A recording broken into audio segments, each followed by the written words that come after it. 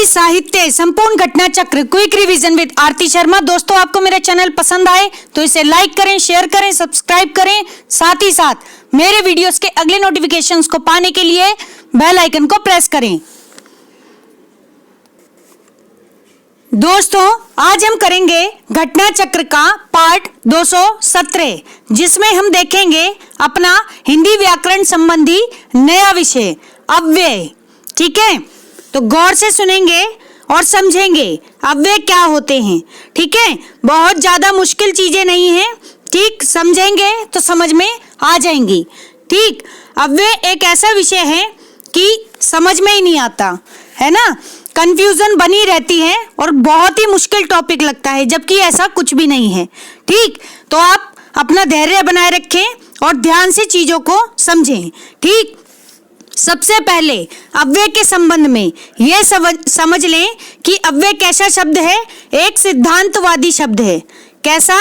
सिद्धांतवादी शब्द है, यानी कि जो सिद्धांतों पर चलता हो। ठीक है, जो सिद्धांतों पर चलता हो। ठीक है, अडिग रहता हो। ठीक है, डगमगाता नहीं हो। ठीक है, जिसमें कोई भी परिवर्तन नहीं आता। ठीक, ये कुछ बातें हैं अव्यय को समझने से पहले आपको समझनी पड़ेंगी। ठीक है, अब ध्यान रखें अव्यय क्या है। क्या है अव्यय? तो दोस्तों, अव्यय वह शब्द है, ध्यान दें, वह शब्द है दोस्तों, ठीक है, जिनका प्रयोग जब आप वाक्यों के अंदर करते हैं। ठीक है, कहाँ करते हैं? वाक्यों के अंदर जब आप अव्ययों का अव्यय क्या है? शब्द। ठीक है, ऐसे शब्दों का प्रयोग करते हैं जिन पर लिंग, स्थान, वचन, ध्यान से सुने, लिंग, स्थान, वचन। ठीक है, लिंग, स्थान, वचन, ये बातें आप ध्यान रखेंगे। ठीक, लिंग, स्थान, वचन, ये वाचन नहीं वचन है। ठीक, इनके आने से, ठीक है, जो शब्द हम इस्तेमाल कर रहे हैं यानी कि अव्यय शब्द, ठीक है, उन पर किसी भी प्रकार का कोई प्रभाव नहीं पड़ता। ठीक है, और ना ही कोई विकार उत्पन्न होता है। ठीक, तो ये बात आप ध्यान रखेंगे। ये जैसे वाक्य में इस्तेमाल किए जाते हैं ये वैसे ही बने रहते हैं, किसी भी प्रकार का कोई परिवर्तन इनमें नहीं होता। ठीक, ये बात आप ध्यान रख लेंगे अव्यय के संबंध में। ठीक है, बहुत ज्यादा मुश्किल नहीं है, ध्यान से समझेंगे। ठीक है, अब दोस्तों आपसे पूछा जाएगा कि अव्यय कितने प्रकार के होते हैं। तो दोस्तों ध्यान दें, अव्यय 4 प्रकार के होते हैं। कितने? 4 प्रकार के। कौन कौन से? ध्यान से देखेंगे। ठीक है, 4 प्रकार के होते हैं, ध्यान से देखें। पहला, क्रिया विशेषण। क्रिया विशेषण अव्यय। ठीक है, क्रिया विशेषण अव्यय, जिसे हम अंग्रेजी में क्या कहते हैं? एडवर्ब। क्या कहते हैं? एडवर्ब। ठीक है, दूसरा क्या है? समुच्चय बोधक। ध्यान से सुने, समुच्चय बोधक। समुच्चय बोधक, जगह नहीं है स्क्रीन में, ठीक है, काम चलाना पड़ेगा आपको ऐसे ही। समुच्चय बोधक अव्यय, जिसे हम क्या कहते हैं दोस्तों? कंजक्शन। शॉर्ट में लिख रही हूं, कंजक्शन। ठीक है, ध्यान रखें। और समुच्चय बोधक के भी 2 उपभेद होते हैं। ठीक है, 2 भेद होते हैं समुच्चय बोधक के। ठीक, यहाँ पर देख ले, मैं अभी डिटेल में बताती हूँ थोड़ा। तो 2 भेद होते हैं, कौन से? समानाधिकरण समुच्चय बोधक अव्यय और दूसरा व्याधिकरण समुच्चय बोधक अव्यय। ठीक है, ध्यान रखेंगे, समानाधिकरण और व्याधिकरण ये क्या है? समुच्चय बोधक यानी कि कंजक्शन के, हिंदी में कहें तो समुच्चय बोधक, अंग्रेजी में कहें तो कंजक्शन। ठीक है, तो समुच्चय बोधक के 2 भेद हैं। ठीक, आगे चर्चा होगी इस पर भी। ठीक, और जो समानाधिकरण है इसके भी 4 भेद होते हैं, 4 उपभेद होते हैं। मैं अभी इसको अलग से आपको बता दूंगी जिससे कि आपको कंफ्यूजन ना हो। ठीक, इसके बाद है दोस्तों तीसरा। ठीक है, तीसरा कौन सा है? ध्यान दें, तीसरा है संबंध बोधक। संबंध बोधक। ठीक है, संबंध बोधक अव्यय। ठीक, ध्यान से समझें, संबंध बोधक अव्यय, जिसे हम क्या कहते हैं दोस्तों? प्रीपोजिशन। क्या कहते हैं? प्रीपोजिशन। प्रीपोजिशन, ठीक है, ये बात ध्यान रखें। इंग्लिश को हिंदी से जोड़ के समझेंगे तो बहुत ज्यादा चीजें आसान हो जाएंगी, ठीक है। प्रीपोजिशन, इसको पूरा कर लेना, मैंने सिर्फ थोड़ा ही लिखा है इसमें, ठीक। तो संबंध बोधक यानी प्रीपोजिशन, ठीक। इसके बाद है चौथा कौन सा है? चौथा है दोस्तों, ध्यान से देखें, यहाँ पर ऊपर ही लिख देती हूं मैं चौथा, ठीक है। चौथा भेद है विस्मयादि बोधक। कौन सा? विस्मयादि बोधक, ठीक है, विस्मयादि बोधक, इसको समझेंगे आप, ठीक। यानी कि एक्सक्लामेटरी, ठीक है ना। विस्मय, आश्चर्य की बात होती है, वहां विस्मय होता है, ठीक। तो ऐसे शब्द जो कि अव्यय हैं, जिनसे विस्मय, ठीक है, विस्मय का यानी कि आश्चर्य के होने का पता चले, ठीक है, वे क्या होते हैं? विस्मयादि बोधक शब्द होते हैं, ठीक है, अव्यय होते हैं। तो इतनी बात मुझे लगता है आपकी समझ में आ गई होगी। तो हमने अभी पढ़ा कि अव्यय क्या होता है? ऐसे शब्द हैं, ऐसे सिद्धांतवादी शब्द हैं जिनके प्रयोग से लिंग, स्थान, जिनका जब हम प्रयोग करते हैं तो लिंग, स्थान, वचन आदि से इन शब्दों पर कोई भी प्रभाव नहीं पड़ता। ये जैसे के तैसे वाक्यों में इस्तेमाल होते हैं, ठीक। और ये 4 प्रकार के होते हैं, ठीक है। कौन कौन से? क्रिया विशेषण यानी एडवर्ब, समुच्चय बोधक यानी कि कंजक्शन, फिर है संबंध बोधक यानी प्रीपोजिशन, और चौथा है विस्मयादि बोधक यानी कि एक्सक्लामेटरी, ठीक है। तो ध्यान रखेंगे। अब दोस्तों आप बात सुने ध्यान से, ठीक है। हम देखेंगे अव्यय का पहला प्रकार कौन सा है? क्रिया विशेषण, ठीक है, यानी कि एडवर्ब, ठीक, एडवर्ब, ठीक। अब ध्यान दें, ये जो क्रिया विशेषण होते हैं, ठीक है, ये कितने होते हैं? 4 होते हैं। अव्यय में भी 4 होते हैं। कौन कौन से? ध्यान देंगे, गौर करें। एक होता है स्थानवाचक। कौन सा? स्थानवाचक। दूसरा होता है रीतिवाचक। कौन सा? रीतिवाचक, ठीक है। मैं पूरा नहीं लिख रही हूँ, ठीक है, बोल दे रही हूँ जिससे कि आपकी चीजें समझ में आ जाएं, ठीक है। और दूसरा है कालवाचक। काल मीन्स क्या होता है दोस्तों? समय, ठीक है, काल मीन्स होता है समय, तो कालवाचक। और चौथा कौन सा है? चौथा है परिमाणवाचक। कौन सा? परिमाणवाचक, ठीक है, ध्यान रखेंगे, परिमाणवाचक, ठीक। तो क्रिया विशेषण यानी कि जो एडवर्ब होते हैं हमारी, ठीक है, अव्यय में क्रिया विशेषण अव्यय जो है ये हमारे 4 तरह के होते हैं, ठीक। कैसे? एक स्थानवाचक, दूसरा रीतिवाचक, तीसरा कालवाचक, चौथा परिमाणवाचक, ठीक। अब ध्यान दें, ऐसे क्रिया विशेषण जिनसे स्थान के बारे में पता चलता है, यानी कि जैसे इसमें प्रश्न का एक शब्द हम कहाँ इस्तेमाल करेंगे, कहाँ जब भी आता है तो हम किसी जगह के बारे में बताते हैं, किसी स्थान के बारे में बताते हैं, ठीक है। तो ध्यान रखें, स्थानवाचक अव्यय हो गए वो, ठीक। जब भी कोई स्थान के बारे में बताएंगे तो वह स्थानवाचक अव्यय हो जाएंगे, ऐसे क्रिया विशेषण, ठीक। इसके बाद है रीति में क्या होता है कि रीति में हमें किसी कार्य के, ठीक है, होने का तरीका पता चलता है। क्या पता चलता है? तरीका। एक शब्द याद रखें, तरीका, ठीक। ऐसे क्रिया विशेषण जिनसे किसी तरीके का या किसी विधि का पता चले, ठीक है, वह क्या होते हैं? रीतिवाचक क्रिया विशेषण होते हैं, ठीक है, ध्यान देंगे। फिर है दोस्तों, इसको ऐसे पढ़े, रीतिवाचक क्रिया विशेषण अव्यय, ठीक है, होते हैं। ऐसे पूरा नाम जब आप पढ़ेंगे तो आपको साथ साथ सारी चीजें याद होती जाएंगी। इसके बाद है कालवाचक। कालवाचक में क्या होता है? कब जैसे प्रश्न का हम उत्तर देते हैं। कब मीन्स कोई समय, ठीक है, कब यानी दिन, रात, सुबह, शाम, कब, ठीक है। तो ये ऐसे शब्द, ठीक, ध्यान रखेंगे। फिर है दोस्तों, तो ये हो गया हमारा कालवाचक क्रिया विशेषण अव्यय, ठीक है, जब हमें किसी समय के बारे में पता चलता है किन्हीं अव्यय शब्दों से, ठीक। इसके बाद है परिमाणवाचक। परिमाण, कहीं भी व्याकरण में परिमाण शब्द आएगा किसी भी भेद के अंतर्गत तो ध्यान रखें दोस्तों, क्या होता है? नाप तौल की बात होती है। नाप तौल या फिर कितना, ठीक है, कितनी मात्रा, ऐसी बातें होती हैं। तो नाप तौल, एक शब्द याद रखेंगे, नाप तौल, ठीक है, नाप तौल, ऊपर देख लें, नाप तौल, ठीक है, नाप तौल की बात होती है। ठीक, तो हमारे क्रिया विशेषण अव्यय कितने हो गए? 4 हो गए। कौन कौन से? स्थान वाचक, रीतिवाचक, कालवाचक और परिमाण वाचक।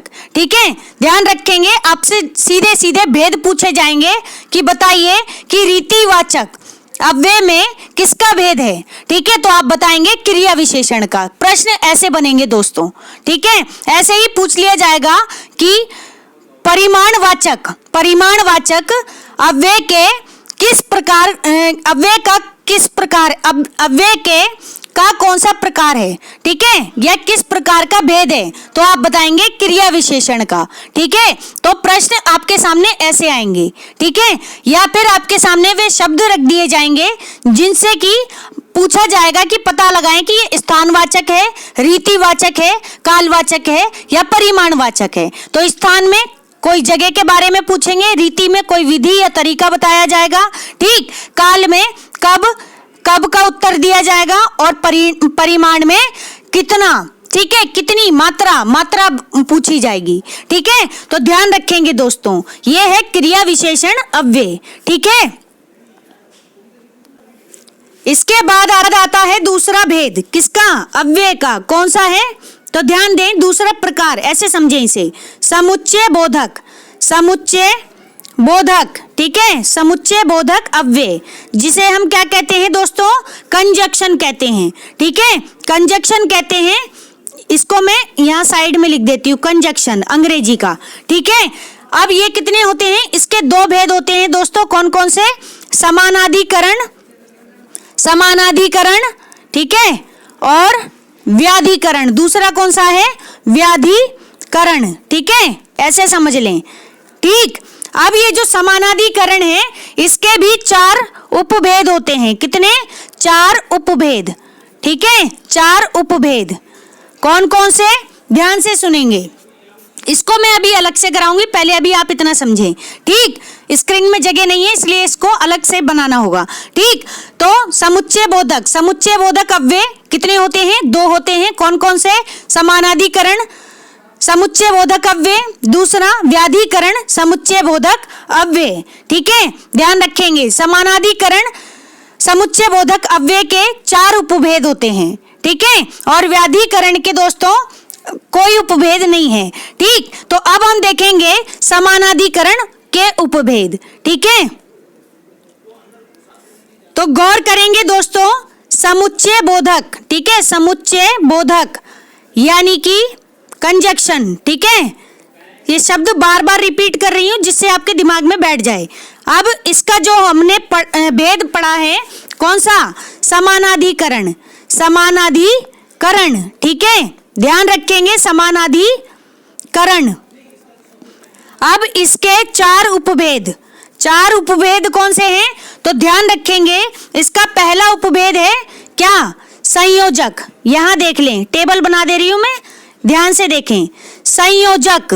ठीक है, संयोजक यानी कि किसी चीज को जोड़ने वाला संयोजक। ठीक है, जैसे अभी मैं बताऊंगी संयोजक क्या होता है। फिर है दूसरा विकल्प दर्शक या विकल्प सूचक। ठीक है, विकल्प, एक ये शब्द याद रखेंगे इसमें।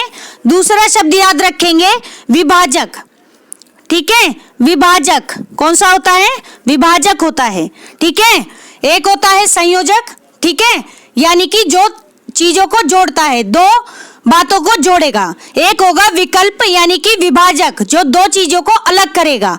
ऐसे अव्यय जो 2 बातों को अलग करते हो, 2 कार्यों को या 2 शब्दों को, ठीक है, अलग करते हो, या 2 वाक्यों को अलग करते हो, विभाजक हो गए। ठीक, इसके बाद विभाजक या विकल्प, ये दोनों ही नाम आप याद रखेंगे।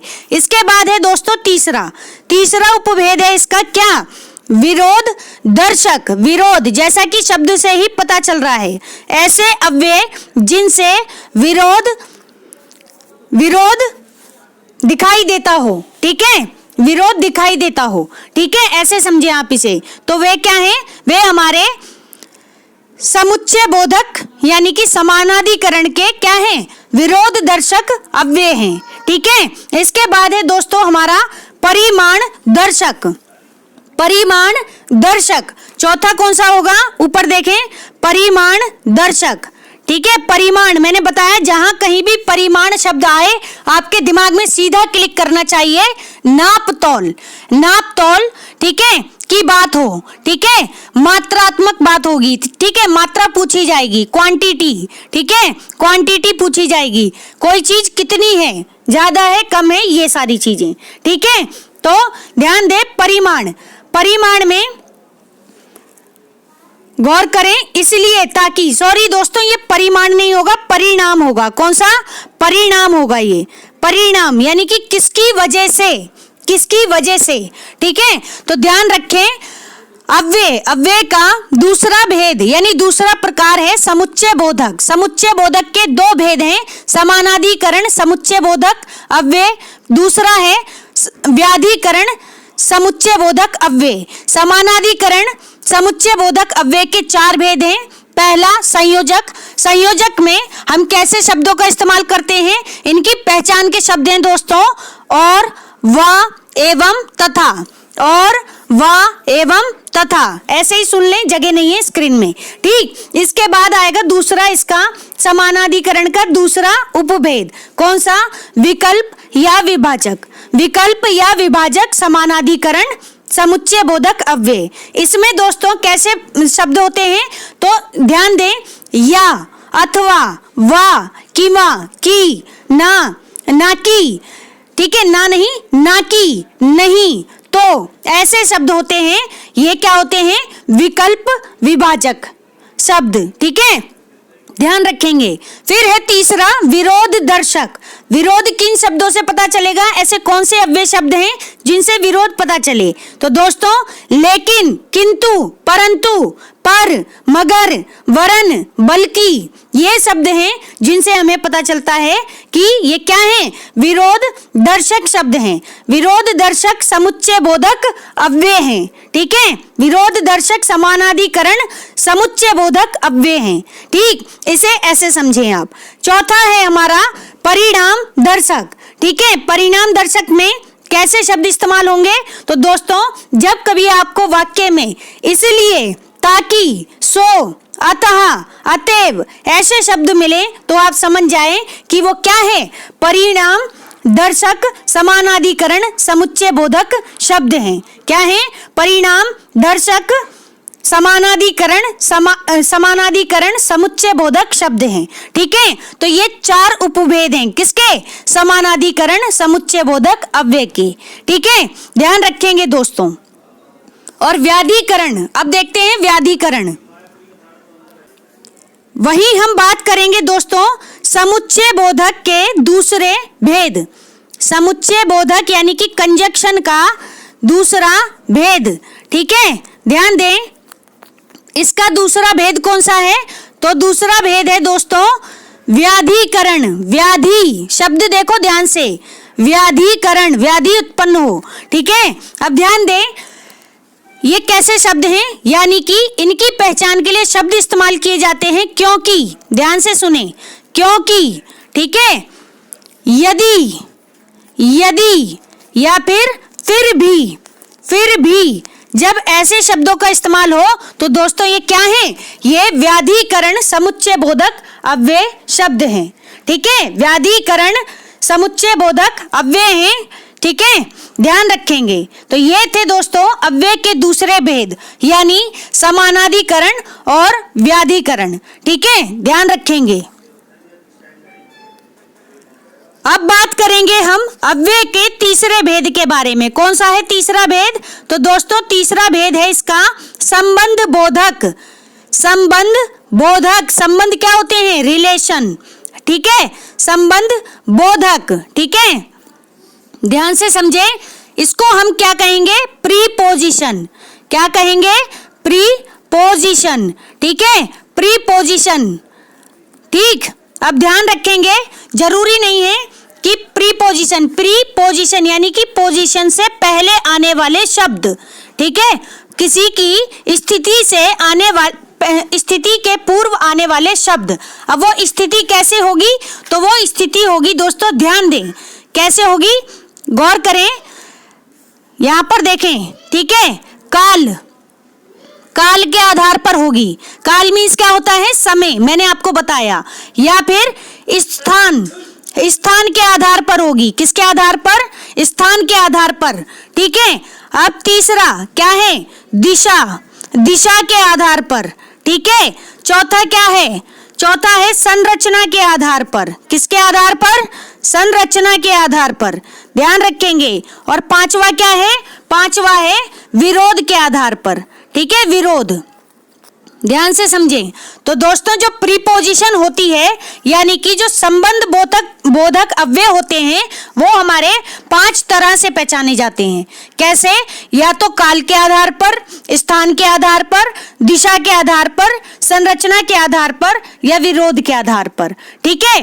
काल के लिए आप कैसे पहचानेंगे, काल मीन्स क्या होता है, समय, यानी कि जब आप वाक्य में देखें कि पहले या बाद, पहले या बाद में जैसे शब्द का इस्तेमाल हो, तो दोस्तों वो क्या है, काल है, ठीक है, यानी कि संबंध बोधक, ठीक है। काल, पहले हुआ कार्य, ठीक है, यानी कि पहले या बाद में, ठीक है।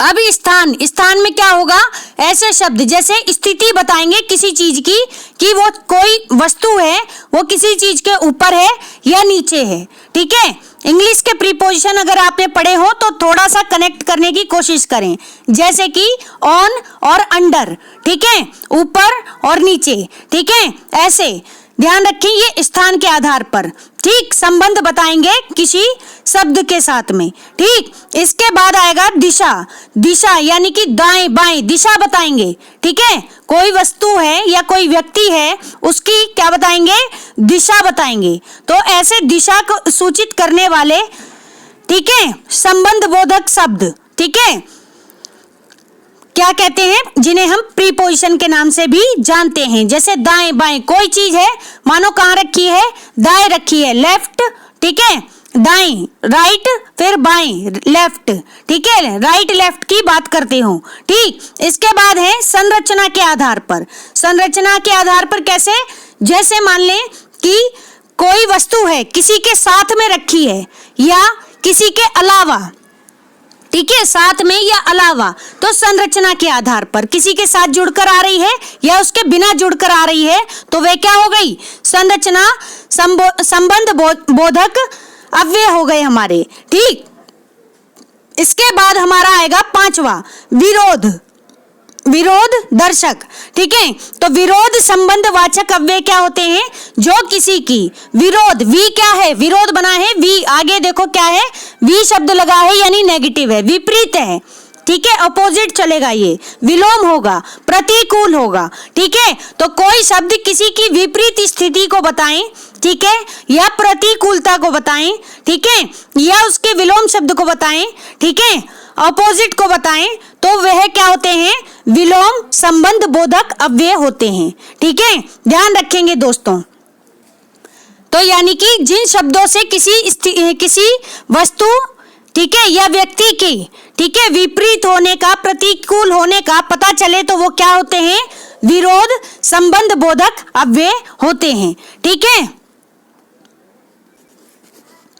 अब ध्यान दें दोस्तों, अव्यय का चौथा प्रकार कौन सा है, ध्यान दें, विस्मयादि, विस्मयादि बोधक, विस्मयादि बोधक, विस्मय से बना है विस्मयादि, ठीक है, विस्मयादि बोधक अव्यय।